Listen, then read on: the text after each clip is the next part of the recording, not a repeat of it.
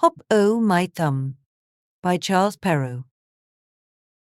Once upon a time there lived a poor woodcutter and his wife, who had 7 children. All the boys were small, but the youngest was the tiniest of all. He was no bigger than a thumb, and because of this he was called Hop-O-My-Thumb. Though small in size, Hop-O-My-Thumb was clever and resourceful, far more so than his older brothers. Times were hard, and the woodcutter and his wife struggled to feed their children. One day, with heavy hearts, they decided they could no longer care for the boys and planned to leave them in the forest.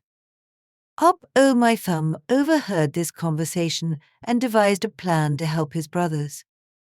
That night, while the family slept, Hop-O-My-Thumb gathered a pocket full of small white pebbles. The next morning, as they walked deeper into the forest, Hop-O-My-Thumb dropped the pebbles along the path, leaving a trail behind them. When the parents abandoned the children, Hop-O-My-Thumb reassured his brothers, and they followed the trail of pebbles all the way back home. The woodcutter and his wife were surprised to see their children return. Although they were relieved, their poverty grew worse. A few weeks later, they decided once again to abandon the boys. This time, Hop-O-My-Thumb did not have time to collect pebbles, so he left a trail of breadcrumbs instead. But when the boys tried to follow the trail, they discovered that birds had eaten all the crumbs.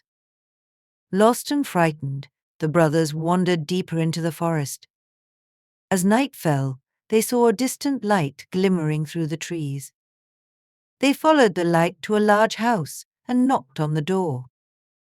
A kind woman answered, and they begged for shelter.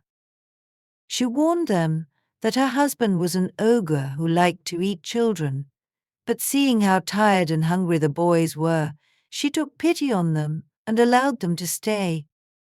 Not long after, the ogre returned home. He sniffed the air and growled, "I smell the flesh of children." The woman tried to calm him, but the ogre quickly found the 7 boys hiding. He prepared to eat them immediately, but his wife persuaded him to wait until the next day. That night, while the ogre and his wife slept, Hop-O-My-Thumb noticed that the ogre's 7 daughters were sleeping in a nearby room. Each girl wore a golden crown on her head, while he and his brothers wore simple nightcaps. Quietly, Hop-O-My-Thumb took the crowns from the daughters and placed them on his brothers' heads, putting the nightcaps on the daughters instead. When the ogre awoke in the dark, he stumbled into the room and felt the nightcaps on the children's heads. Thinking they were his daughters, he spared them and went back to bed. At dawn, Hop-O-My-Thumb woke his brothers, and they fled from the ogre's house.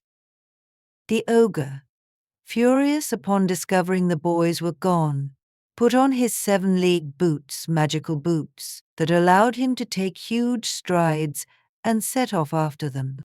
Hop-O-My-Thumb, hearing the ogre's heavy footsteps in the distance, quickly hid his brothers in a cave. When the ogre grew tired from searching, he lay down to rest nearby. Seeing this, Hop-O-My-Thumb bravely approached and took the ogre's boots while he slept. Though the boots were enormous, they were magical and fit whoever wore them. Now wearing the 7-league boots, Hop-O-My-Thumb ran to the ogre's house. He told the ogre's wife that her husband had been captured by bandits and needed her gold to pay for his release.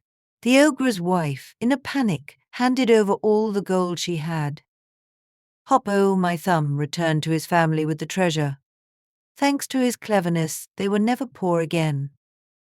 The family lived in comfort, and Hop-O-My-Thumb's bravery and quick thinking became the stuff of legend. If you enjoyed this story, please give it a thumbs up and subscribe to our channel for more magical tales. Don't forget to hit the notification bell so you never miss an adventure.